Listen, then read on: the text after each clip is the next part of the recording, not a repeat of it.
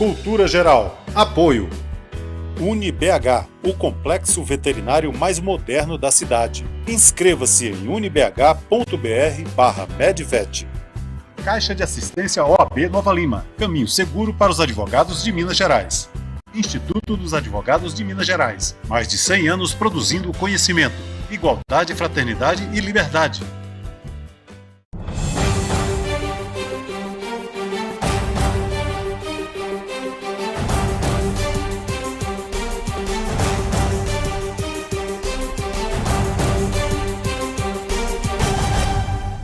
Olá, sejam todos muito bem-vindos ao Cultura Geral da TV Banqueta, aqui em Nova Lima, Minas Gerais, e também da Rádio Cultura de Curitiba. A gente começando uma pauta super importante, que hoje nós vamos tratar, pelo menos tentar tratar, das maneiras que a gente pode contribuir com a democracia e mudar a sociedade de alguma forma. E nós estamos recebendo aqui Vladimir Pinheiro Safatli, filósofo, escritor, professor, um dos grandes intelectuais da América Latina, para tratar desse assunto. Eu acho que a gente precisa discutir também, não só a questão do Brasil, mas também discutir a questão da América Latina e entender um pouco do contexto mundial também do que a gente está vivendo. Vladimir, seja muito bem-vindo aqui ao Cultura Geral, é um prazer te receber para a gente poder tratar desse assunto que tem custado tão caro para a sociedade brasileira e latino-americana, né, ao longo do tempo. Eu que agradeço o convite, obrigado por poder participar, obrigado pela presença do Daniel, sua, estou à disposição. Daniel Omar Pérez, também um dos grandes intelectuais aqui da América Latina, é sempre um prazer receber ele, que já é um parceiro aqui do Cultura Geral, a gente tem feito grandes coisas juntos. Filósofo, psicanalista, professor, escritor. Daniel, seja muito bem-vindo mais uma vez, é um prazer te receber mais uma vez aqui no Cultura Geral. Um prazer, boa noite. Bom, eu queria fazer uma pergunta para vocês dois, fora um pouco do que a gente vai discutir, mas também dentro, né? Eu vi uma entrevista da Virgínia Fontes no Paulo Henrique Amorim, em uma outra oportunidade, talvez uma das últimas entrevistas dele, e ele pergunta para Virgínia Fontes: a gente está na antessala do fascismo, Vladimir? Sim, com certeza. Isso acho uma descrição que não é retórica, ela é uma descrição analítica, né? Eu insistiria em 3 pontos. O primeiro deles é: o Brasil tem uma longa história de um fascismo nacional. É uma história que nós nunca gostamos muito de contar, a gente fingiu que ela não existia. No entanto, ela está aí novamente e ela nos faz lembrar, quer dizer, como o Brasil foi um dos países que teve o partido fascista, o maior partido fascista fora da Europa, né? A Aliança Integralista Nacional, ela tinha 1.200.000 membros nos anos 30, né? O Plínio Salgado, ele foi candidato a presidente depois do suicídio do Getúlio e conseguiu quase 10% dos votos, né? Isso a gente está falando depois da comoção nacional, pela morte do Getúlio, depois da Segunda Guerra Mundial, certo? Então, ou seja, é uma história que ela tem raízes profundas na história nacional. E ela volta agora desrecalcada por esse governo. Isso por um lado. Por outro, é sempre bom lembrar que essa história, ela se aproveita do fato do Brasil ter sido um dos pouquíssimos países na América Latina que não tiveram uma justiça de transição em relação à ditadura, né? Então, os crimes que foram cometidos na ditadura, eles ressoam ainda na sociedade brasileira, eles passaram impune. O Brasil não tem nenhum torturador na cadeia, certo? Não tem nenhum processo nesse sentido. Então, é claro, um país que não consegue fazer o ajuste mínimo em relação a crimes dessa natureza contra a humanidade, ele só pode ser assombrado por esses mesmos procedimentos durante toda a sua história. E, por fim, é sempre bom lembrar que não é por acaso que o Brasil aparece não só na antessala, mas ele aparece na vanguarda desse processo, né, no que diz respeito ao mundo. A gente é um laboratório mundial de um neoliberalismo autoritário, proto-fascista, né, e essa articulação neoliberalismo e fascismo, longe do que gostariam de vender os liberais, ela é, de fato, uma articulação orgânica. Basta ver a discussão entre Carl Schmitt, por exemplo, dos anos 30, e o ouro do liberalismo alemão, certo? E mesmo o neoliberalismo de matriz austríaca, von Mises e companhia, a gente está tudo lá, isso é muito claro, Hayek, né? E os seus elogios a Carl Schmitt, tudo, e a sua maneira com que ele vai elogiar a ditadura Pinochet, tudo isso diz muito a respeito do tipo de verdadeiro universo qual o neoliberalismo ele circula, mas o fato de se escolher o Brasil como seu laboratório fundamental tem a ver também com questões estruturais da sociedade brasileira, certo? Quer dizer, o Brasil foi o grande laboratório necropolítico mundial, né? Aqui, de mais ou menos 4 milhões de pessoas escravizadas que vieram para a América Latina, 35% para a América, desculpa, não só Latina, 35% foi só para o Brasil, certo? Então, ou seja, isso marcou de maneira brutal, como dizia o Celso Furtado, esse país, antes de ser uma sociedade, foi um experimento econômico do latifúndio escravagista primário exportador, né? Isso ficou na sociedade. Essa é a célula de construção da sociedade brasileira, dentro de um processo que nunca, em nenhum momento, ele foi de fato colocado na balança. Houve uma prática consistente, digamos assim, política institucional consistente para o desmonte dessa lógica. Então, tudo isso junto cria essa situação na qual a gente está, de fato, vendo aí um horizonte de aproximação de uma guinada autoritária que pode se dar a qualquer momento. Daniel, como é que você vê esse aspecto, também olhando com uma perspectiva para a América Latina? Sí, yo concordo con todo que Vladimir colocó y me parece que a un escenario en América Latina que se diseña desde a unos 200 años, me parece, desde las tentativas de emancipación local, tanto en América hispánica, digamos así, cuanto en América portuguesa, por decir de alguna forma. Hubo élites locales articuladas con los imperios coloniales y al mismo tiempo hubo movimientos populares que fueron movimientos emancipatorios. Eso en América, eso en Brasil, de algún modo fue sofocado por las políticas del imperio y después por las políticas de la república.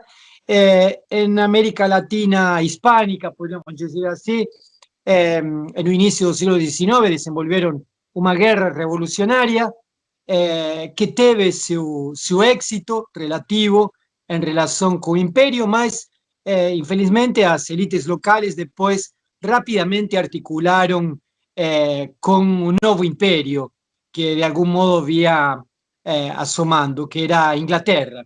El caso de Argentina es un caso emblemático, pero no es único. Entonces me parece que a partir de ahí se diseña en América Latina una alternativa, como dice Ernesto Laclau, que tenga a ver con, por un lado, élites liberal conservadoras, liberales supuestamente en la economía, conservadoras en sus políticas y en sus posiciones morales, mas básicamente articuladas con la geopolítica dictada por el imperialismo, primero por Inglaterra, después por Estados Unidos, cuando asume la región.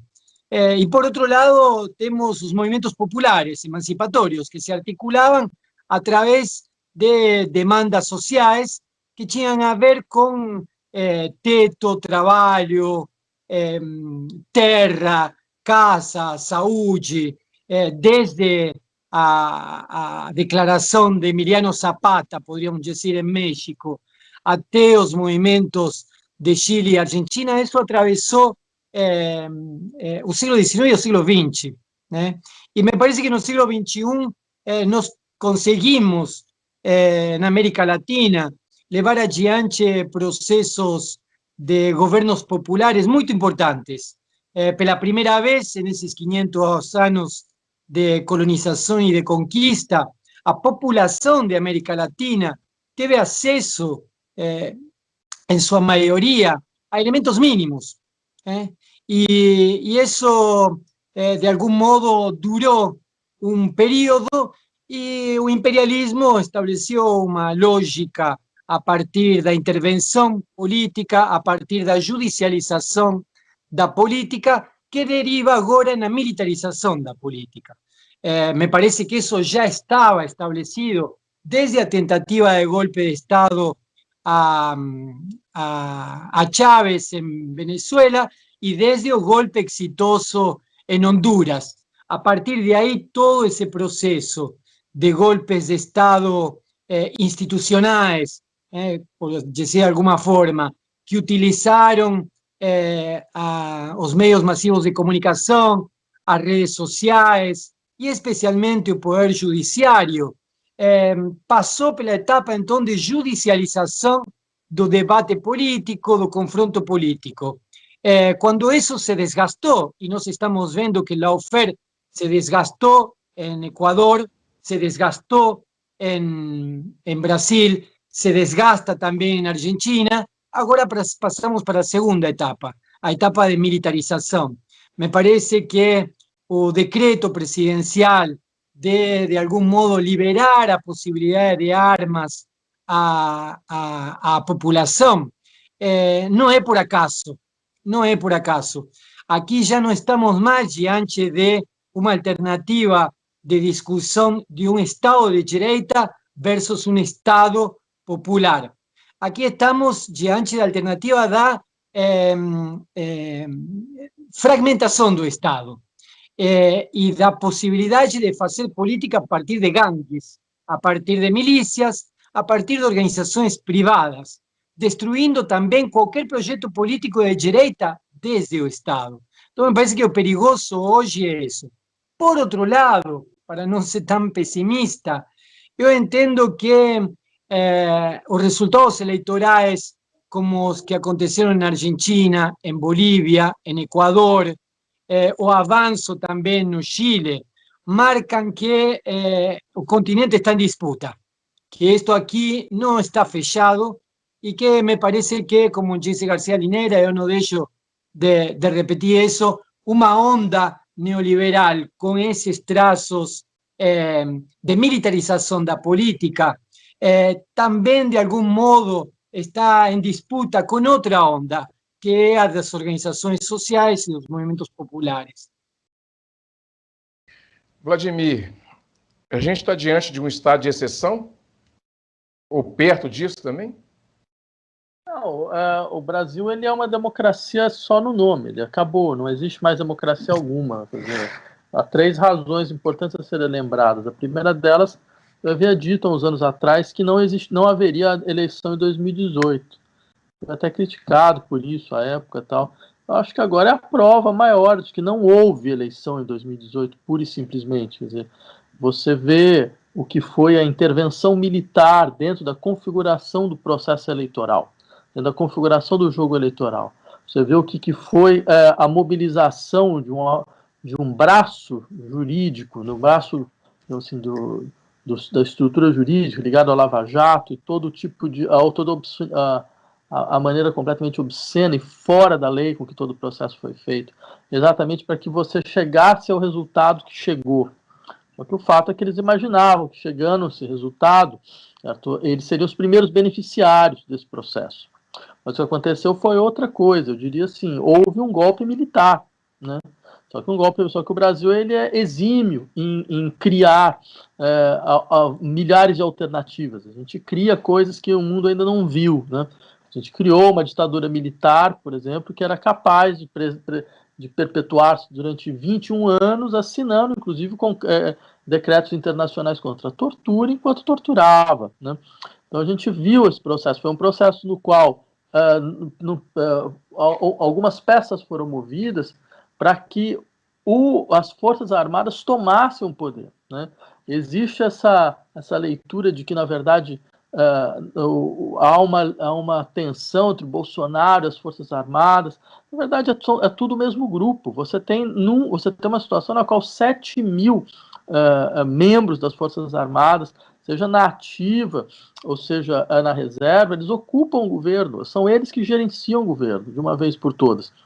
Então, e mais do que isso, imaginar que, em alguma circunstância, por um processo eleitoral, qualquer coisa dessa natureza, você vai reverter esse processo desta maneira, é simplesmente o que os anglo-saxões chamam de um wishful thinking, né? É um desejo que não tem menor base dentro do processo real, né? Eu insistiria primeiro nesse aspecto, que acho que demonstra, entre outras coisas, dizer, onde nós realmente estamos. O segundo dado é que nunca houve uma democracia no Brasil. Seria importante começar por aí também, né? Essa coisa de que, bem, é necessário recuperar, garantir o Estado de Direito, mas nunca houve nada parecido assim no Brasil. O Brasil inventou uma coisa que a gente poderia chamar de uma democracia geograficamente organizada, que é mais ou menos assim. Ela funcionou mais ou menos da seguinte forma: nos bairros onde as classes médias e as classes altas vivem, existia alguma coisa como democracia. Só que saindo dessa região, porque isso era geograficamente organizado, saindo dessa região e indo às regiões periféricas, certo? Você não tinha nenhuma garantia judicial de preservação da integridade da sua moradia, você tinha assassinato extrajudicial e desaparecimento de corpos. Então, ou seja, isto já coloca fora qualquer possibilidade de algum tipo de amparo legal da população. Ou seja, essas populações, que a grande maioria da população brasileira, 80% da população brasileira, nunca viu o que é uma democracia. Certo? E esse é um dado importante. O dado mais interessante é que nós não havíamos percebido isso. É importante deixar isso claro. Certo? Nós, ou seja, que de uma certa maneira circulamos no interior das classes médias, a gente não entendeu a gravidade desse processo. A gente comprou a ideia de que não, a nova república é um processo lento e gradual de fortalecimento democrático, certo? Sendo que não era um processo simplesmente de preservação de uma situação que a gente poderia chamar de dupla lei.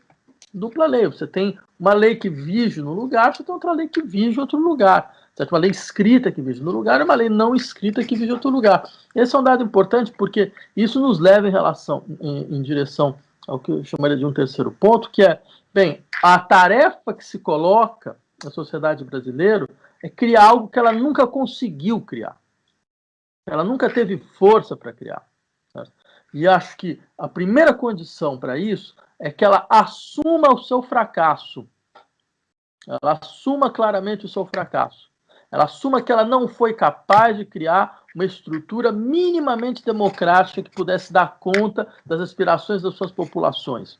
Certo? E isso é importante não como um exercício de masoquismo ou qualquer coisa parecida, mas para você ter uma consciência clara do tamanho da tarefa e também uma consciência clara do sistema de auto-engano, dos sistemas de fantasias que a sociedade, setores da sociedade brasileira se alimentaram durante décadas, principalmente depois do processo, do interior desse dito processo de redemocratização, que não redemocratizou absolutamente nada, certo? Porque a Nova República foi, na verdade, uma das maiores momentos de covardia institucional da história brasileira. Certo? É importante entender isso, para que nós não simplesmente tentemos retornar a algo. Você não pode retornar algo que nunca existiu, entendeu? Você não retorna ao nada. E nós saímos do nada, de uma certa forma. A prova está aí. Se existisse algum tipo de estrutura de base que esse processo da Nova República tivesse produzido, nós não teríamos chegado a esse ponto. Nós chegamos a esse ponto é porque, de fato, nada ocorreu. Daniel, e fica à vontade, viu, Daniel, para fazer esse diálogo com o Vladimir também. A gente pode entender, até pelo que o Vladimir tem falado e tal, no âmbito da sua intelectualidade, das suas observações, que a gente tem vivido no Brasil e na América Latina um estado de pulsão de morte constante? No sé si es un estado de pulsión de muerte, mas sí un estado de confrontación bastante fuerte, ¿no? Coincido con Vladimir también que aquí el proceso de la dictadura militar se sustentó con solidez durante 21 años, Me parece também que a saída da ditadura militar pela via de uma conciliação pacífica não dá certo aqui, nem dá certo em lugar nenhum. É muito complicado, é muito difícil sair da ditadura militar com os crimes que se cometeram e fazer, sair de aí com uma lei de anistia, como se nada tivesse acontecido.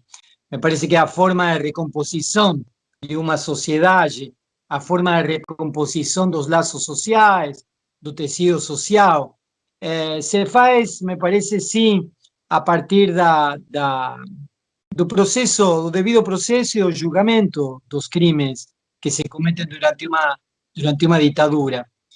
No caso da Argentina, por exemplo, houve um avanço em um determinado momento por parte do governo socialdemocrata de Raúl Alfonsín em julgar aos dirigentes máximos da ditadura militar. Foi a primeira vez na história que se faz isso, que se julga aos responsáveis por uma ditadura militar com os tribunais comuns. Não se criaram tribunais especiais, não se criaram leis especiais, ao contrário, foi a lei que estava funcionando e os tribunais que estavam funcionando. E isso não é fácil. Não é fácil do ponto de vista político, não é fácil do ponto de vista da correlação de forças. En aquel momento me parece que en Argentina se consiguió hacer eso porque había un movimiento popular capaz de bancar, digamos así, políticamente eso.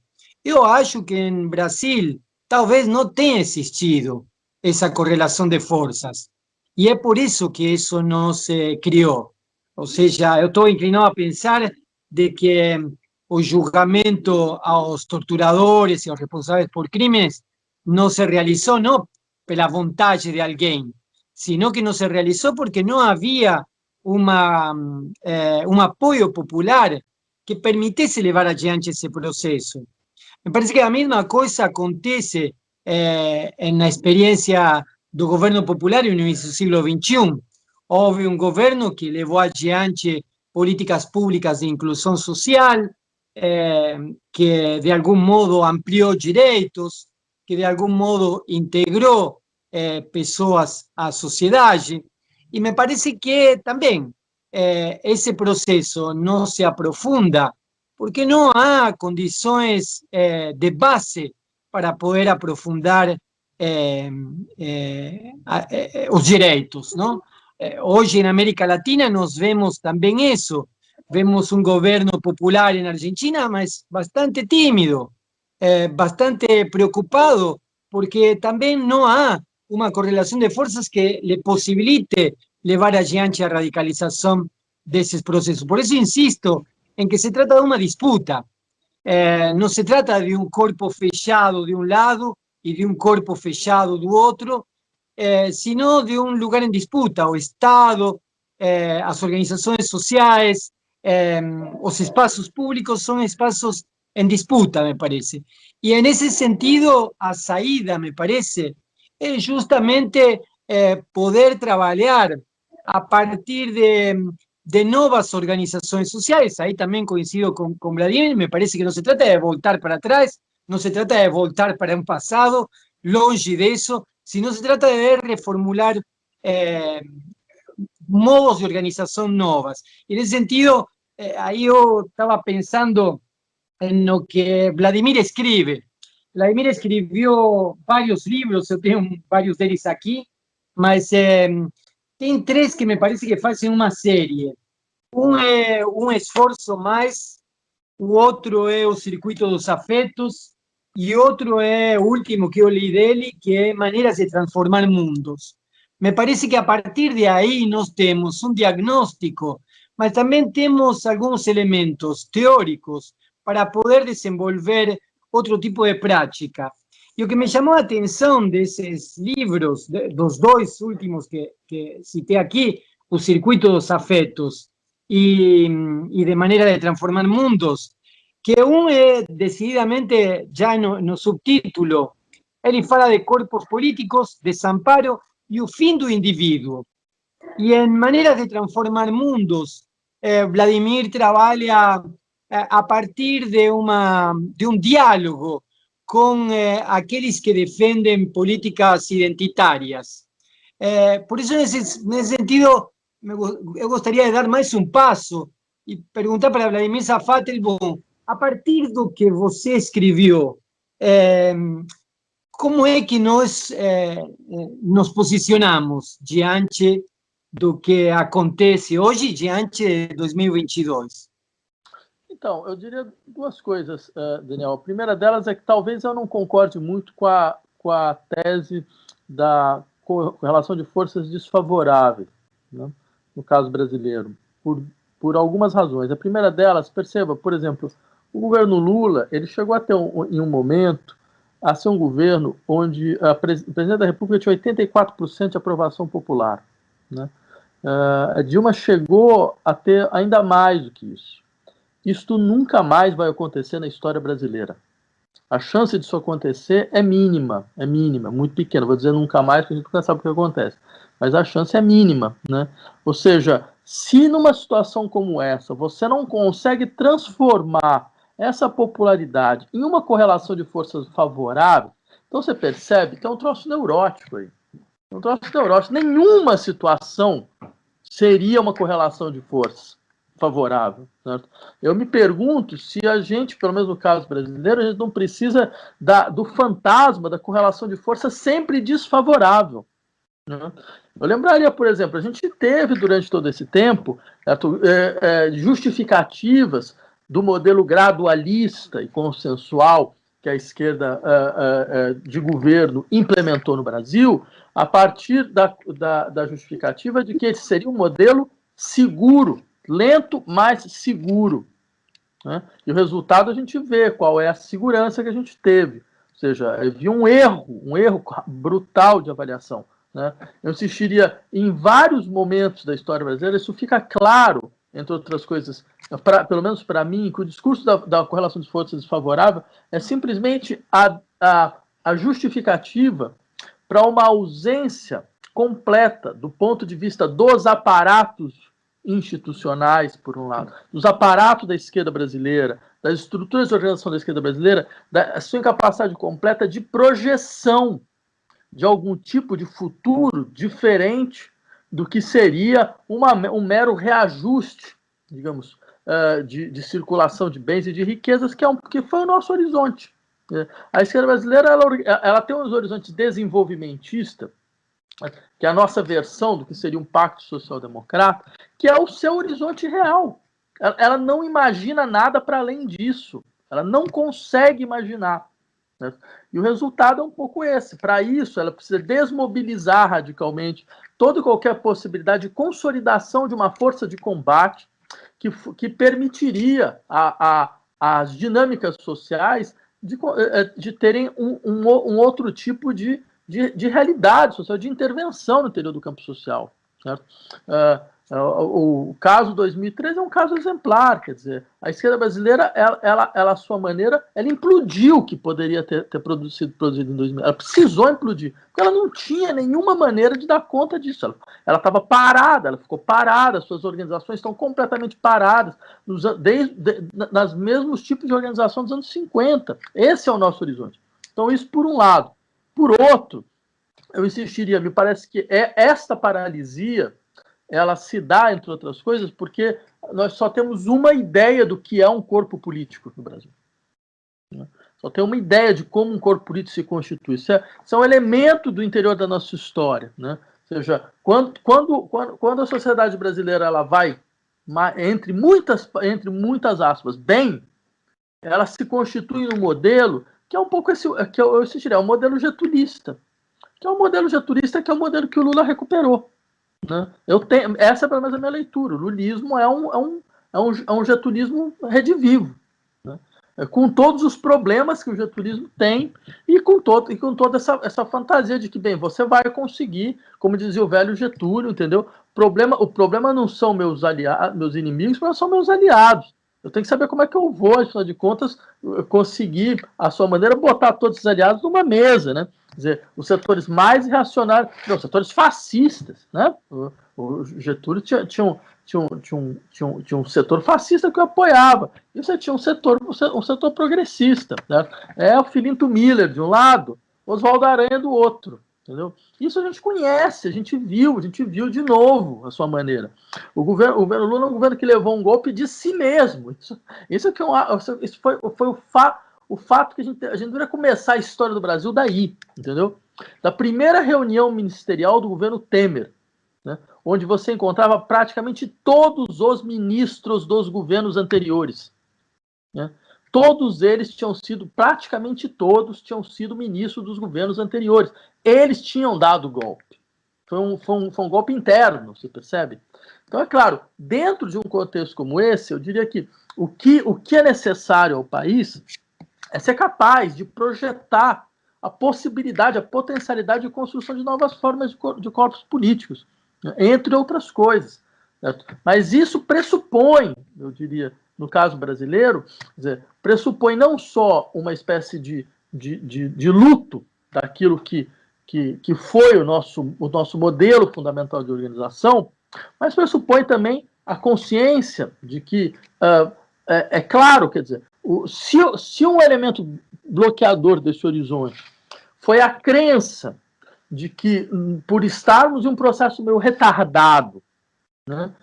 E aí é tudo uma crença, não que eu acredite nisso. Está num processo meio retardado. Então era necessário conseguir alcançar um patamar de civilização, certo? Que era vendido sob a forma de uma certa implementação nacional de uma versão da social-democracia, certo? Em uma sociedade onde a lei nunca funcionou, certo? Então daí essa dimensão inacreditável, caricaturalmente legalista da esquerda brasileira. Quer dizer, a esquerda brasileira montou a estrutura para ela mesma ser alijada do poder. Toda a nova função do poder judiciário, toda a autonomia que o poder judiciário teve, foi uma invenção da própria esquerda. Na sua crença delirante, completamente delirante, de que, afinal de contas, se você permitisse que as estruturas funcionassem bem, tudo ia acabar bem. Né? Quer dizer, ao invés de pensar, entre outras coisas, que bem, mas talvez, mas por que eu tenho algum tipo de adesão a essa estrutura de democracia liberal? Isso não é meu horizonte, nunca foi. Entendeu? Então eu diria, isso mostra, entre outras coisas, acho que um limite brutal, e talvez a gente poderia falar de razões históricas desse processo, mas um limite brutal de uma integração no núcleo que seria assim, o núcleo de potencialidade de intervenção no poder das forças de ruptura do entorno da sociedade brasileira. Isso não ocorre em outros países da América Latina. O caso chileno é um caso exemplar. Essas forças elas foram transpostas para dentro do horizonte da luta institucional. Né? O caso Allende é um caso exemplar. Ela vai para dentro. E o resultado, quando ela vai para dentro, ela nunca vai para fora de uma vez por todas. Quer dizer, agora ela volta. E ela volta dentro de uma demanda de reinstauração institucional do país. Isso nunca aconteceu no Brasil. Porque esse ponto, o ponto do que seria o horizonte, digamos assim, de institucionalização dessas demandas populares, ele falha na sua tarefa. Ele sempre falhou na sua tarefa. Bom, gente, deixa eu fazer um intervalinho aqui, daqui a pouquinho a gente volta com mais cultura geral. Não saia daí com esse papo super importante e interessante com Vladimir Safatli, professor, escritor, filósofo, um dos grandes intelectuais da América Latina, e também com Daniel Omar Pérez, psicanalista, filósofo e professor também. Não saia daí, um minutinho e a gente estará de volta com mais cultura geral aqui na TV Banqueta e na Rádio Cultura de Curitiba. Um minutinho só.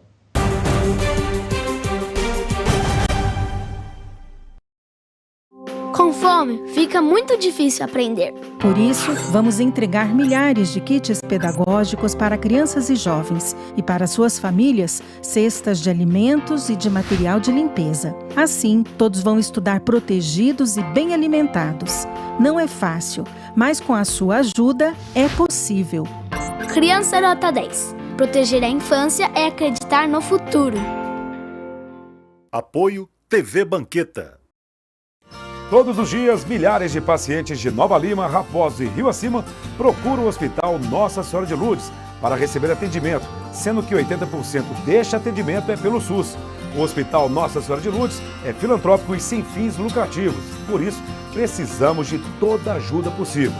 A sua doação é muito importante para a restauração do telhado do hospital, que é uma das necessidades emergentes. Quando você doa para o Hospital Nossa Senhora de Lourdes, você não estará ajudando somente a restaurar o telhado do hospital, mas também a recuperar milhares de vidas. Quem está lá dentro precisa da ajuda de quem está aqui fora. Você pode doar qualquer valor e, para a sua maior comodidade, a nossa equipe vai até você. Seja um amigo do Hospital Nossa Senhora de Lourdes. Envie a mensagem "Quero doar" para o número que aparece aí no vídeo e saiba como ajudar. Hospital Nossa Senhora de Lourdes. Humanidade, carinho e atenção à vida. Apoio TV Banqueta.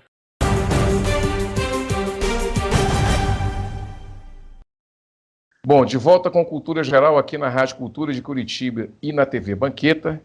Daniel, eu queria fazer uma pergunta para você, bem dentro do que o Vladimir falou agora. A sociedade brasileira, e talvez a sociedade latino-americana, mas pelo que você conhece da sociedade brasileira, em cima disso que o Vladimir falou no bloco anterior, pode viver dentro de uma fantasia, já que não encara a realidade, né? Da forma que deveria ser encarada. Isso também pode estar atrelado a essas questões psicanalíticas, né? Do desejo, da pulsão de morte, do medo, né? Da perversão, né? Como é que a gente pode costurar, amarrar essa ideia que o Vladimir nos passa, né? Dessa composição social que a gente vive, com o que você observa, já observou e continua estudando também? Antes de entrar nessa questão, eu gostaria de ver se o Vladimir pode fazer a segunda parte daquilo que eu perguntei também. Eu concordo com que é preciso fazer um luto de um fracasso. Me parece que nenhum movimento popular consegue avançar sem o reconhecimento de que perdeu, e me parece que a América Latina tem experiências bastante variadas de como movimentos populares que perderam, tanto na tentativa de uma política de conciliações, quanto em uma tentativa de uma política de confrontação aberta e direta. Se esses movimentos não fazem esse processo de luto e o reconhecimento da perda, não dá para se reelaborar e poder fazer política de cara ao futuro. Me parece que é verdade também que Brasil tem suas peculiaridades, mas as peculiaridades que tem o Brasil, eu as vejo inseridas em um jogo geopolítico que me parece que abarca toda a América do Sul. O Vladimir estava colocando o exemplo do Chile, mas eu me lembro que Chile tem desde 1973 até agora, tem uma constituição da ditadura, feita por Pinochet. Quer dizer, se aqui no Brasil a ditadura durou 21 anos e não houve processo de juízo, um processo de condena aos crimes de guerra, aos crimes da ditadura, o Chile está numa situação bastante pior. No entanto, há uma tentativa de rearticulação dos movimentos em Chile. Há uma tentativa de reordenamento de alguns partidos políticos que me parece que vão atrás dos movimentos populares. Me parece que Chile talvez seja um exemplo de como são os movimentos populares e são as pessoas que puxam aos partidos políticos a tomar decisões. Mas eu também queria chamar a atenção, eu concordo também com uma espécie de legalismo e de ingenuidade no Brasil, de que os golpes de Estado aqui não que aconteceriam. Eu me lembro de conversar com vários colegas que achavam que o golpe de Estado era em Honduras, era em Paraguai, era em outros lugares, mas que Brasil era diferente, que aqui isso não aconteceria. Bom, Comando Sul da Secretaria de Estado americana mostra que, para quem quiser ver, América do Sul é um bloco só, e a política que se implanta aqui é para todos. O processo de lawfare incluiu desde Honduras até o Brasil. O processo de judicialização incluiu desde Honduras até o Brasil. E o processo de militarização também está incluindo desde México até o Brasil. O processo de militarização da política. Então, me parece que nós temos uma posição tomada. Outro dado assim bastante curioso. O Comando Sul, em 1948, desmontou a Força Armada que tinha para custodiar a região. Voltou a constituir a Força Armada para custodiar a região em 2008. De 1948 a 2008, o Comando Sul só trabalhou com agentes civis. A partir de 2008, o Comando Sul, que custodia a região aqui da Secretaria de Estado dos Estados Unidos, começou a ter uma força armada. Ninguém organiza uma força armada por acaso ou simplesmente para mostrar. É muito caro. Você faz isso se tem algum objetivo. Então, diante dessa situação, ou seja, nós estamos vendo que, por um lado, há movimentos populares que ganham eleições. Por outro lado, estamos também assistindo a um avanço de uma extrema-direita que, inclusive, se opõe a projetos políticos de direita dentro do Estado. E, ainda por cima, a militarização do Comando Sul. Eu, às vezes, fico pensando se não seria mais ingênuo ainda entrar nessa armadilha em uma tentativa de radicalizar a posição que nos leve outra vez às experiências da década de 60, das quais tivemos que sair fazendo luto, e não apenas das ideias, sino também de pessoas próximas. Então, nesse sentido, me parece que é verdade, houve ingenuidade, me parece que houve uma tentativa tíbia de desenvolvimentismo, de tapismo, mas, por outro lado, volto à pergunta, inclusive a partir dos trabalhos que o próprio Vladimir escreveu em seus livros.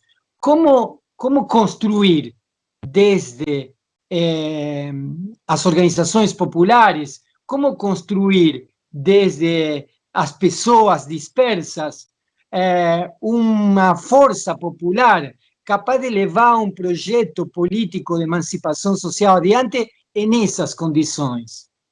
Então, mas Daniel, eu insistiria que exatamente o discurso de que essas condições elas impossibilitam a potência efetiva das forças populares, as matam de uma certa forma. Porque, veja, eu tenderia a dizer o seguinte, bem, primeiro, a situação brasileira, ela demonstrou, entre outras coisas, que essa ideia de que, bem, se você não opera dentro de uma estrutura de radicalização, em uma situação histórica que se radicalizou, em uma situação histórica onde todos os atores se radicalizaram, a extrema-direita se radicalizou, isso no mundo inteiro, onde a esquerda se radicalizou, ela permaneceu, onde ela tentou jogar essa articulação com o centro, ela desapareceu, pura e completamente. Vai acontecer com a gente o que aconteceu na Itália, entendeu? A Itália tinha, nos anos 70, um movimento de esquerda extremamente forte. De um lado, o maior partido comunista da Europa Ocidental, do outro, uma mira de movimentos autonomistas extremamente inventivos, fortes e com grande densidade popular, grande densidade, articulação com o sindicato, com o mundo operário. Certo? E o que acontece hoje? Não tem nada. Absolutamente nada. Nada na esquerda italiana. Por quê? entre outras coisas, porque a esquerda ela acreditou nessa situação. Existe um inimigo fundamental mais forte, pelo Berlusconi, né? Então, o que nos resta? Fazer uma grande aliança, primeiro barrar esse inimigo e depois resolver os problemas em outro patamar, né? E o que vai acontecendo? Eles até ganhavam certas eleições, entravam no governo Prodi, e o que acontecia? O programa da esquerda desaparecia imediatamente. Porque a esquerda ela tinha essa obrigação de não, mas a gente precisa sustentar contra o mal pior, o pior. Não. Então, e o que acontecia no final das contas? Chegava um momento em que vocês falavam, mas afinal de contas, qual é a posição da esquerda? O que ela realmente quer? Né? E é isso que está acontecendo com a esquerda brasileira. Já faz um tempo que isso está acontecendo com a esquerda brasileira. Veja o que aconteceu no ano passado. Todo mundo veio com essa conversa de que, afinal de contas, a gente precisa começar a operar a frente. Se não for, a gente operar uma frente, sabe? A gente não vai conseguir barrar o fascismo que está entrando, não sei o que. Eu mesmo fiz a estupidez de assinar um outro desses documentos de frente e tal. E o que aconteceu 2 semanas depois? O que aconteceu 2 semanas depois? Certo? Vários dos artífices desse processo começam a dizer, não, mas esse negócio de impeachment do Bolsonaro não é bem assim, o país não aguenta mais o impeachment, certo? É necessário pensar melhor. Ou seja, nos enganaram. Mais uma vez, eles nos enganaram, nos utilizaram como massa de manobra, para que eles pudessem fazer uma espécie de acerto pelo alto, para conseguir, aparentemente, bloquear o Bolsonaro num campo, e eles recuperaram o campo no outro. Só que o Bolsonaro joga com tempo, joga com uma popularidade irredutível, e ele tem o processo histórico do seu lado. Né? Esse é o processo histórico de uma radicalização, na qual, dentro desse horizonte de radicalização, só a extrema-direita tem alguma coisa a dizer. Não existe extrema-esquerda no Brasil. Não existe nada parecido a isso. Então, o que aconteceu? Ele simplesmente esperou o momento em que a direita se decompusesse. A vitória que ele teve no Congresso Nacional foi essa. A alternativa direita se decompôs, ela não existe mais. Ela não existe mais. O que lhe permite, então, ter uma situação de governo inimaginável. Isso com quase 300 mil mortos nas costas, por pura negligência do Estado. Então, o que aconteceu com esse processo dessa frente ampla? Ele se demonstrou um fracasso retumbante. Um retumbante. Se a gente continuar insistindo nisso, a gente vai fracassar duplamente. Certo? Quer dizer, esse sonho de consumo da direita brasileira, de tentar uma espécie de saída Biden no Brasil, né, ele é impraticável, totalmente impraticável. Porque vejo que a direita brasileira ela não tem nenhum problema em fazer seus flertes com o fascismo. Nenhum problema. Se o fascismo garante para ela a autonomia do Banco Central, garante reforma previdenciária, certo? Que destruiu a previdência de boa parte da população brasileira, que vai garantir uma reforma administrativa que vai destruir com o resto de capacidade de planejamento do Estado e preservar completamente o sistema de rentismo nacional, certo? E todos os interesses do sistema financeiro. Para ela, se tiver fascismo, se não tiver, não faz a menor diferença. Na verdade, é melhor que tenha, porque assim você segura o processo. Né? Você segura o processo à base da violência. Então é isso que a gente tem no Brasil. Querer fazer uma associação com isso é simplesmente mais uma vez, parece aquele filme do Polanski, sabe? Que é um inquilino, que o sujeito ele tem problemas, certo, com seus vizinhos, então no final ele se joga, né? Só que ele não morre. Então o que acontece? Ele vai, sim, aos poucos subindo a escada para se jogar uma segunda vez. Essa vai ser a história da esquerda brasileira. Depois de se jogar, ela vai jogar de novo. E aí não vai sobrar mais nada, mesmo. Vai sobrar absolutamente mais nada. Eu insisto nesse aspecto. Veja, pega o caso chileno. Tudo bem que você pode dizer, mas eles tiveram um problema com a Constituição, que durante tanto tempo, não sei o quê, mas há um fato fundamental aí. Bem, primeiro, eles tiveram justiça de transição, que a gente não teve. Né? Contreiras, companhia, todos eles foram parar na cadeia, que no Brasil não tem nada parecido. Então, isso é importante porque é uma contenção no qual você impede as Forças Armadas de entrar no jogo político. Né? Quer dizer, o que aconteceu na Argentina, que permite vocês jogarem com populismo infinitamente, porque afinal de contas vocês não vão ter o risco de um populismo de esquerda com um populismo de direita, digamos, com apoio militar, que é o que a gente tem agora, né? Então, o que permite ao Chile conseguir, mesmo numa violência extrema policial, que a gente sabe que foi uma chacina o que aconteceu em 2019, certo? Mas essa violência ela não chegou às vias da intervenção do exército, né? Então, o que acontece? Você tem um processo onde os grupos populares eles se unificam, e esse é um dado que eu acho importante, eles se unificam dentro de uma pauta única, uma pauta unificada, que era o fim do Estado neoliberal. Então, e eu insistiria, esse elemento é decisivo, porque ele permite que a multiplicidade das demandas se organize num basteamento no qual aí você tem uma lógica que é uma lógica de 99% contra 1%. Isso não existe no Brasil. Não existe no Brasil. Não tem nenhum processo que possa garantir com que a multiplicidade das demandas ela consiga convergir numa lógica de 99%. Entendeu? Veja, a gente vai entrar para a história, dos livros de história do Brasil, o fato de que na semana em que a autonomia do Banco Central é garantida e com isso termina-se de uma vez por todas toda a capacidade do Estado ter um mínimo de defesa contra os interesses do sistema financeiro, de espoliação do sistema financeiro, a grande discussão dos setores progressistas era sobre o BBB. Então, isso vai entrar para a história do Brasil, né? Como que mostra claramente o tipo de descolamento radical que está existindo entre o que significa a preservação, a luta por um campo no qual o interesse de 99% da população possa ser defendido, porque, afinal de contas, esse interesse ele passa fundamentalmente pela capacidade de não ser expoliado, certo? E o que são as nossas pautas. Né? E o que são as nossas pautas. Certo? E eu insistiria, a gente vai pagar caro por isso, vai pagar caro. Como a gente está pagando agora. E isso, entre outras coisas, vem do fato de que, nesse horizonte, você não tem ator, nem atriz, você não tem ator político dentro desse horizonte.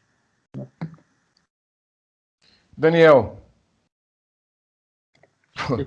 depois de uma aula dessa do Safato é difícil, mas a pergunta é que, populismo, o que a gente está vivendo, assim, isso a gente vai lendo, vai estudando, vai vendo o que está acontecendo, né? Vai percebendo, vai vendo essas colocações, por exemplo, do Vladimir. Como é que a gente vai entender, ou como é que a gente precisa entender, nesse momento que a gente está vivendo, essa já não falo nem ascensão, mas essa estabilização do que a gente está vendo, que é quase que a barbárie, né? A concretização do projeto de barbárie estabelecido e aceito pela população, né? Qual é o tamanho desse desafio, Daniel? Assim, dentro do campo acadêmico, fora do campo acadêmico também, de criar um pensamento, né, latino-americano, para que se estude isso, porque como que a gente vai entender toda essa transformação e a gente não consegue sair desse imbróglio, desse buraco que a gente fica nele, que você começa a ter alguma perspectiva e a própria esquerda, como o Vladimir falou, ela mesmo se sabota. Como é que a gente pensa nisso? Eu não acho que a academia seja o lugar onde se criem pensamentos de emancipação. Talvez alguma outra pessoa, mas, em geral, as universidades não são lugares de produção de pensamento emancipador. Mesmo nas condições em que estamos hoje nas universidades, que se modificaram muito nos últimos anos. No início do século XXI, tínhamos 1.800.000 universitários matriculados. Hoje temos 7 milhões de universitários matriculados. Essa mudança numérica é também uma mudança de composição social, mas mesmo assim me parece que na universidade funciona um mecanismo de absorção que é difícil que seja o lugar, que se transforme no lugar de produção de ideias de emancipação. Talvez um ou outro. Há uma coisa que eu queria retomar que eu acho que é interessante, não? Que tem duas coisas a partir do qual o Estado burguês consigue se sustentar. Um é as Forças Armadas e outro é a moeda. As Forças Armadas e a moeda são os dois pilares de um Estado burguês, não? As Forças Armadas, você tem as Forças Armadas, com uma organização vertical, com o monopólio das armas. Do outro lado, a moeda, você controla pelo Banco Central. E é interessante, não? Vladimir está nos lembrando agora de que, bom, se independiza o Banco Central. Quer dizer, agora o Estado já não tem mais o controle da política monetária. Agora o controle da política monetária está em mãos de um grupo de tecnócratas que, obviamente, não funcionam autonomamente, sim, não em relação com o mercado financeiro. Quer dizer, quem dá a pauta da política monetária já não é mais o Estado, e sim o grupo dos capitais financeiros que decidem o jogo da política financeira. Por outro lado, volto a insistir na lei de legalização de armas. Cada cidadão comum pode ter até 6 armas, um atirador pode ter 30 armas. Quer dizer que se nós juntamos 30 atiradores, podemos ter 30 armas com toda essa munição. Eu tenho certeza de que a polícia de aqui de meu bairro não tem essa capacidade de fogo. Quer dizer, o Estado não só está perdendo o poder de controle da moeda, sino que está perdendo o controle do poder das armas. E isso passa à privatização. Vocês poderiam me dizer, bom, isso já funcionava. É verdade, agora é legal. Isso me parece um avanço bastante difícil, ¿no? En ese sentido, me parece que avanza un populismo de direita en Brasil. Avanza un populismo de direita a partir de uma dinâmica de radicalização que, como disse Vladimir, não tem uma oposição. Quer dizer, não tem o que Perón chamava de organizações livres do povo, capaz de levar adiante uma outra política ou uma outra alternativa política, capaz de congregar em um projeto político a diversidade de demandas. E, nesse sentido, me parece que sim, que estamos em uma situação delicada no país.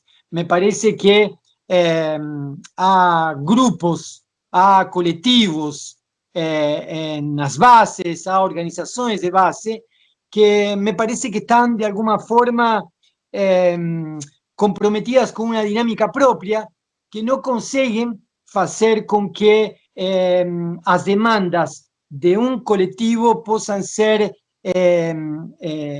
equivalenciadas com a de outro, para utilizar um termo técnico, não possam ser juntadas com outro, e não possa se organizar uma força popular ou populista, poderíamos dizer assim,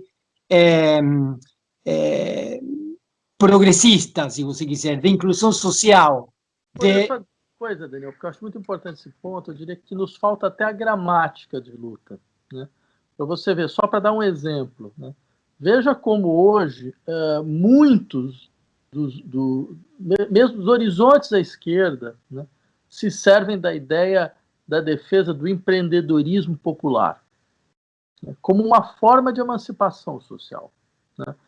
Agora, eu insistiria, veja onde nós chegamos, ou seja, a integração não só de uma gramática do empreendedorismo, mas de toda a sua lógica, a lógica do proprietário, a lógica da propriedade, a lógica do investimento, certo? A lógica da naturalização das regras econômicas de acumulação, certo? E de espoliação do capital, certo?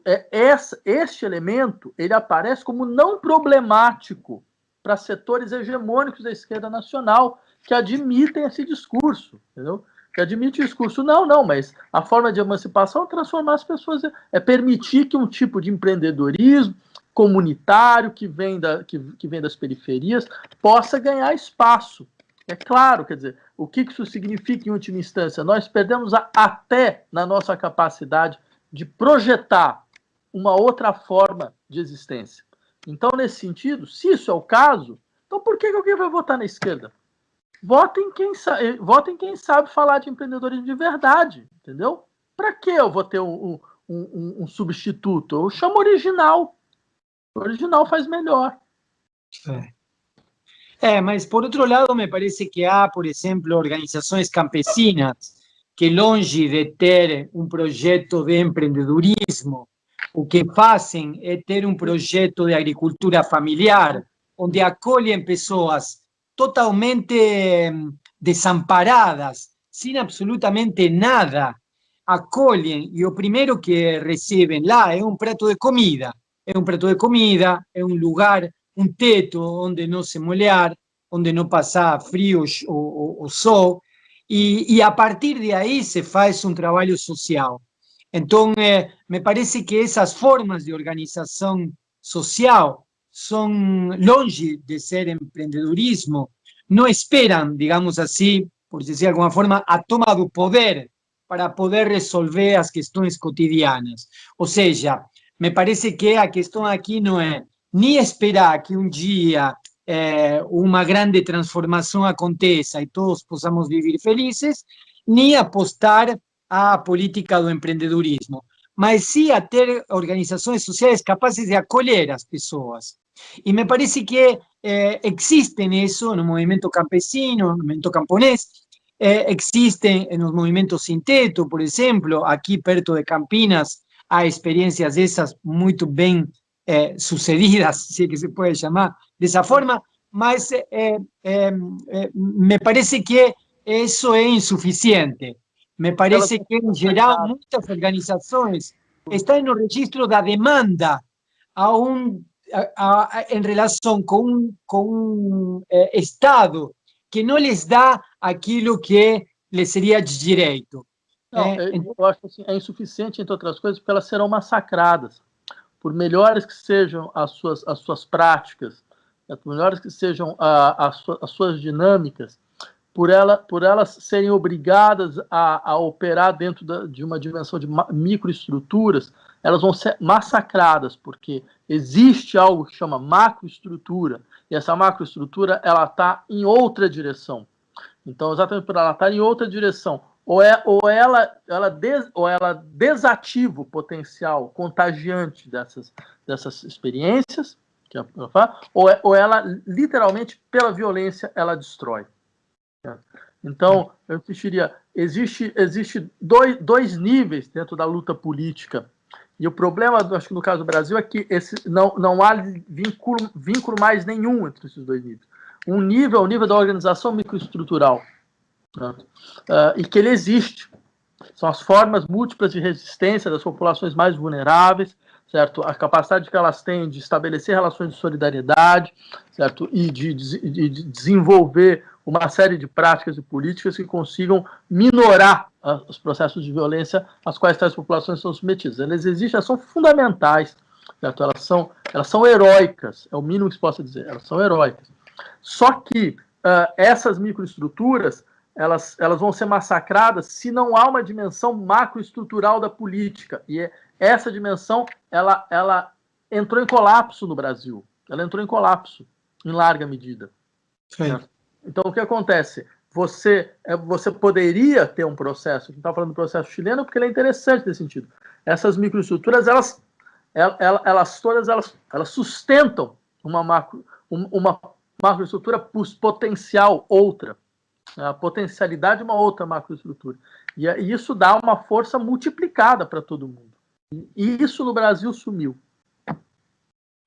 Bom, gente, deixa eu fazer mais um intervalo. Vou fazer mais um intervalo aqui na TV Banqueta e na Rádio Cultura de Curitiba. A gente está entrevistando aqui Vladimir Safatli e também Daniel Omar Pérez, fazendo um diálogo aqui democrático, tentando estabelecer esse diálogo, como diz o Dunker, esse espaço de troca e de fala, né? Que precisa ser mantido. Não saia daí, um minutinho só, e a gente estará de volta aqui no Cultura Geral com essa grande aula desses dois grandes pensadores da América Latina. É um minutinho só.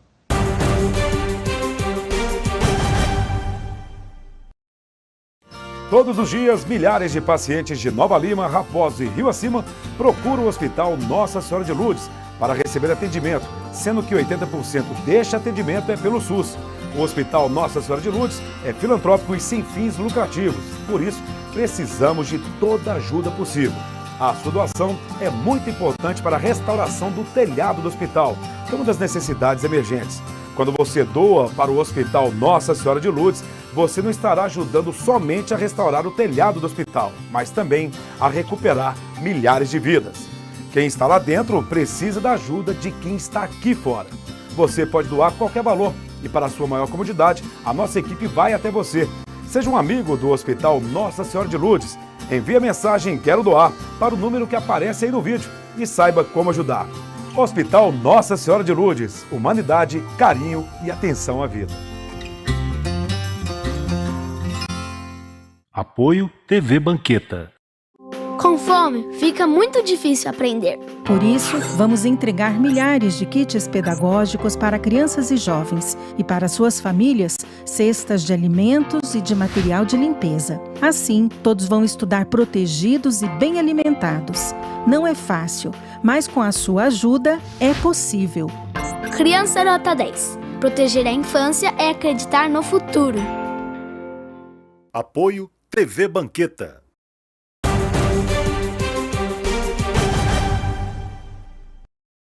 Bom, de volta com Cultura Geral, estamos indo para a parte final do Cultura Geral aqui na TV Banqueta e na Rádio Cultura de Curitiba. Estamos entrevistando Vladimir Safatler e Daniel Omar Pérez. Vladimir, a gente está indo para a parte final da entrevista. Eu queria te perguntar, queria primeiro fazer uma colocação, que foi a Virgínia Fontes também, nessa mesma entrevista. Ela fala que essa estrutura que nós vivemos de uma pseudo-esquerda foi criada lá atrás no IPES, no Instituto de Pesquisas Sociais e Econômicas, o IPES, né? E trabalha ali um líder sindical e também trabalha ali um intelectual vindo da universidade. Então, nesse cenário, me aparece o Fernando Henrique e me aparece o Lula. A gente pode trazer para a nossa realidade e entender que a esquerda brasileira ela não entendeu nada? Então, duas coisas. Primeiro, toda vez que a gente começa a falar sobre política, isso sempre acontece. Eu ia tentar falar sobre os livros e eu acabei não conseguindo. mas isso tem uma razão de ser. Eu posso explicar um pouco por quê. Porque acho que eu poderia escrever a parte, um livro que o Daniel citou, Só Mais um Esforço, eu poderia escrever de duas formas. Uma delas é tematizar diretamente as questões que nos afligem, né? Que faz alguma forma de intervenção. E a segunda é tomar um pouco de distância, né? Mas não como quem vai procurar um outro assunto, mas acreditando que essa distância permite um tipo de elaboração que indiretamente pode à sua maneira, influenciar uma reconfiguração da imaginação social, né? E eu acho que eu acabei sempre fazendo um pouco isso, né? Então, meus livros têm muito mais essa característica, na verdade, né? Eles não têm essa característica de intervenção direta, que eu acabei fazendo isso em artigos de jornal e todo esse tipo de coisa. Então, o que me causa uma situação bastante incômoda e singular, que assim, eu acabo sempre sendo chamado para discutir artigo de jornal, né? Mas tudo bem, mas era uma maneira que eu acho eu também não queria submeter a produção acadêmica a esse tipo de urgência, né? Até porque eu acho que quem decide a urgência não somos nós, né? Então, há todo um jogo do poder político de definir para a gente quais são as urgências, quais são as pautas. E a universidade, por mais que, como disse o Daniel, ela pode não produzir processos, pensamentos emancipatórios, embora talvez eu acho que ela acaba fazendo isso em várias situações. Há momentos onde ela consegue fazer isso, né? Mas eu acho que, de uma certa forma, exatamente o fato dela permitir um certo tempo que lhe é próprio, né? Esse tempo que lhe é próprio, ele permite também um tipo de elaboração reflexiva que acaba sendo importante para a maneira com que as sociedades elas conseguem produzir suas alternativas. Um exemplo disso são as teorias ligadas aos movimentos feministas, o movimento queer, todas essas teorias, que elas têm, eu não digo que elas nascem na universidade, mas que elas têm uma fonte na universidade fundamental, né? Então isso demonstra, entre outras coisas, como essa distância ela pode ter uma função. Simplesmente tudo isso. Eu só queria fazer esse preâmbulo para chegar no outro ponto, que é mais ou menos o seguinte. Eu insistiria que o que acontece é que a esquerda brasileira ela conseguiu apagar, né, muito do que é a sua produção mais consequente. Eu percebi isso, por exemplo, quando eu estava editando os textos do Marighella, né, que a gente publicou no ano passado, né?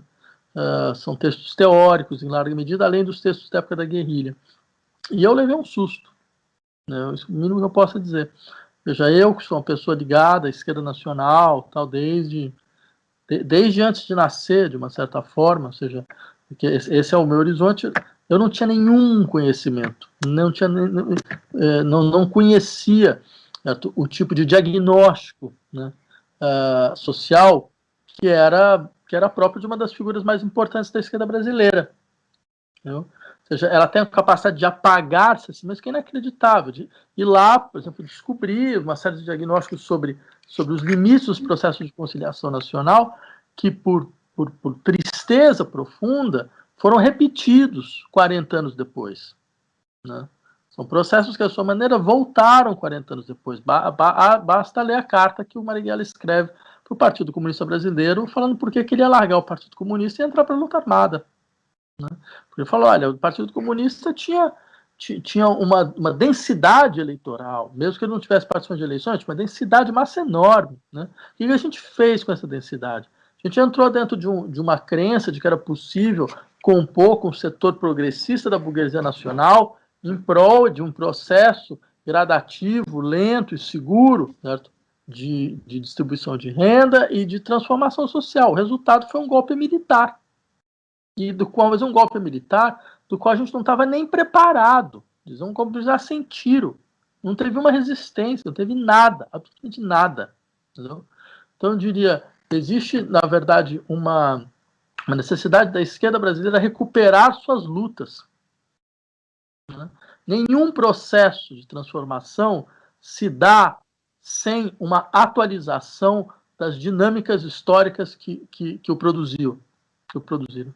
Isso é impossível, né? É impossível. De lá sai a força, porque não são só os sujeitos no presente que lutam, e seria um equívoco brutal acreditar nesse tipo. Os sujeitos no passado lutam também, eles também estão presentes, né?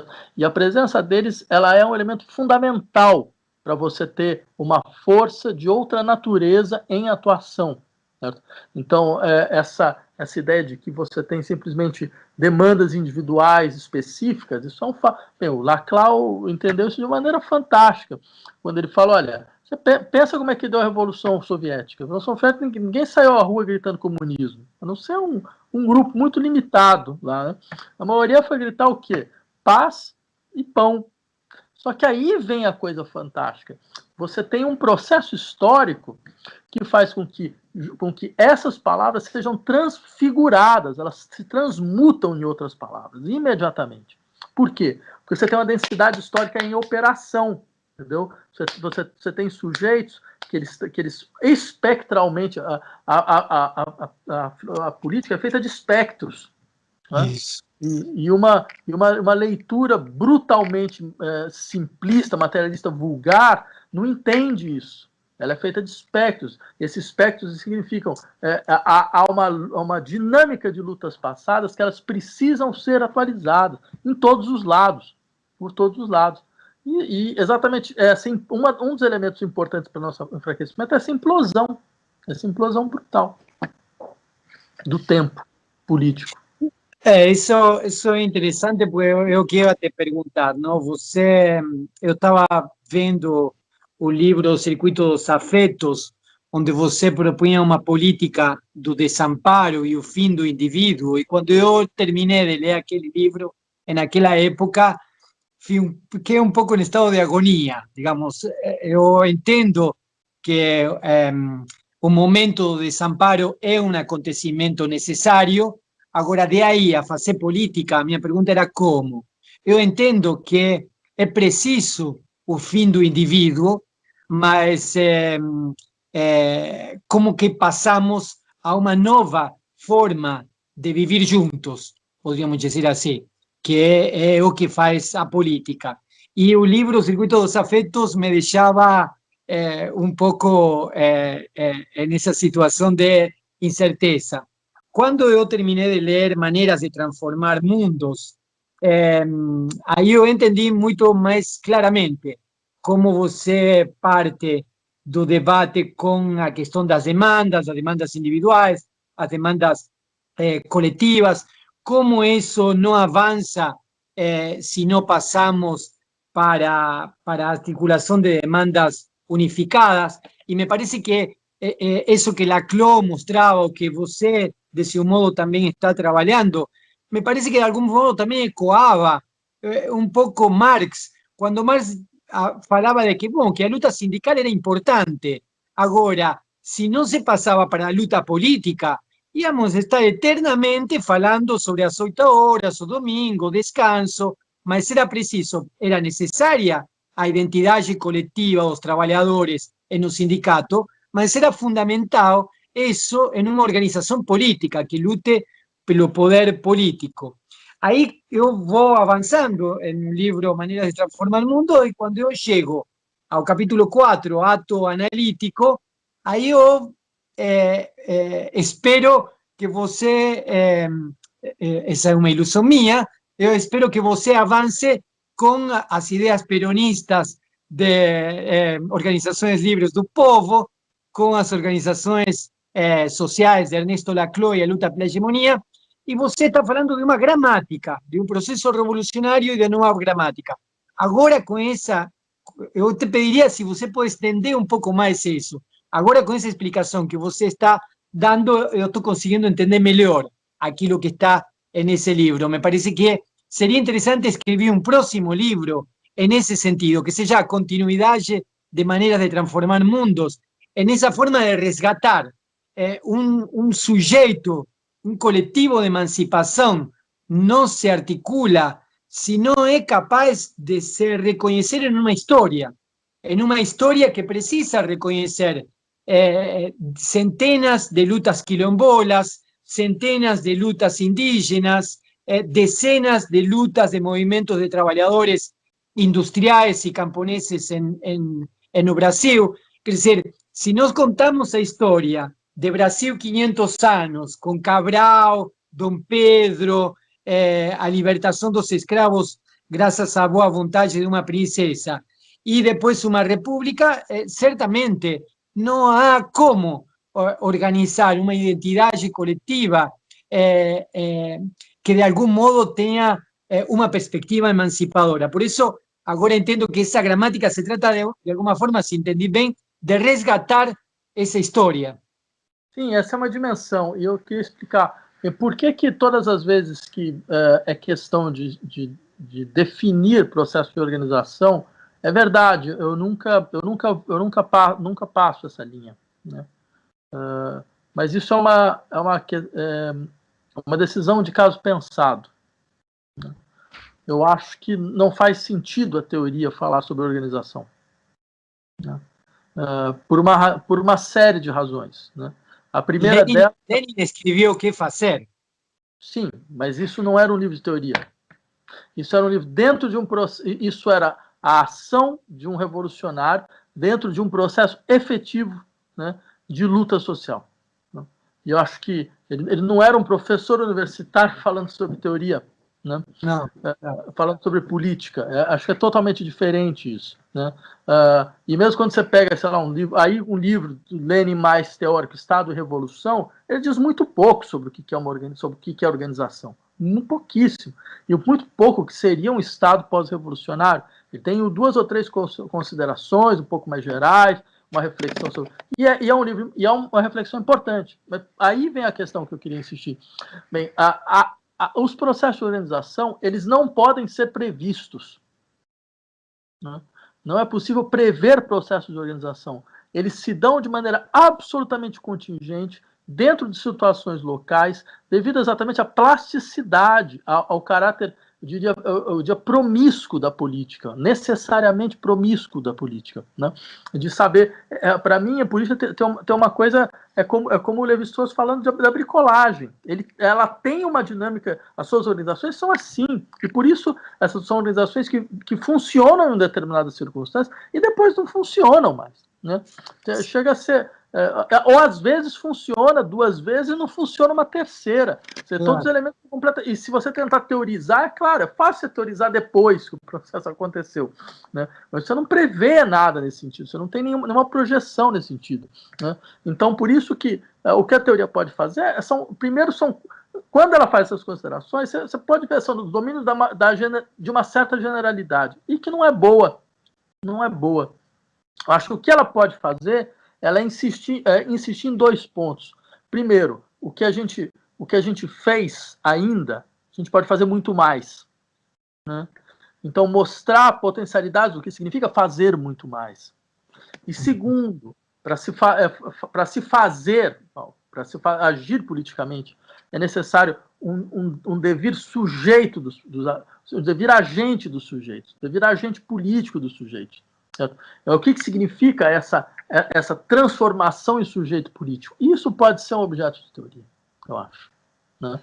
Quer dizer, e é claro, dentro de um processo no qual, mais uma vez, as dinâmicas são completamente contingentes, né? Eu já tentei escrever sobre isso, em situações muito concretas, onde eu não me via mas como alguém que estava dentro de algum tipo de processo. E aquilo funciona naquele momento, normalmente não funciona, mas assim, quando funciona, funciona naquele momento. E a possibilidade de transpor o arranjo que o Perón constituía em um determinado momento na Argentina. Bem, qual que é a garantia disso? As condições são tão específicas, né? Transpor o arranjo que permitiu o advento da unidade popular do Chile, qual a garantia disso? E o que significa? Qual o sentido? É claro que eu acho que há um sentido de recuperar os processos históricos, falar sobre eles, certo? Mostrar sua dinâmica. Agora, daí a você esperar que, de uma certa maneira, isso vai te permitir fornecer um modelo. Mas eu não acredito em modelos de organización política. Claro, no me refiero a modelos, mas sí me refiero a un resgate de experiencias históricas que, por ejemplo, dieron a posibilidades da Grande Marcha na China, dieron a posibilidades da toma do Palácio de Inverno na Rússia, dieron os procesos revolucionarios e emancipatórios na América Latina no século XIX e no século XX. Para mim, o que eles mostram é que é possível fazer. Eles não mostram como fazer. Eles mostram que é possível. Não mostram como, olha, faça assim, repita a coisa da mesma forma. Não. Eu realmente não acredito nisso. É um pouco como discutiam casos clínicos. O que o caso clínico mostra? Que é possível sair de uma certa situação.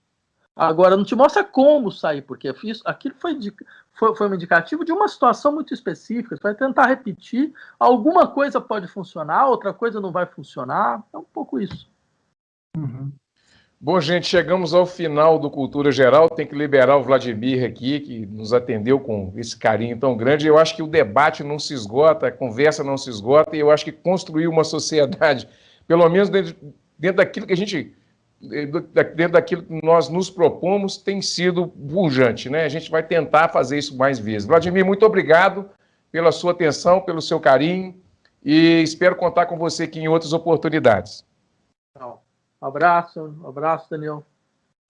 Daniel, um grande abraço para você também. Gente, chegamos ao final do Cultura Geral. Um grande abraço a todos vocês. Ficamos por aqui. Voltamos amanhã com mais uma pauta super especial aqui no Cultura Geral. Um grande abraço e até amanhã.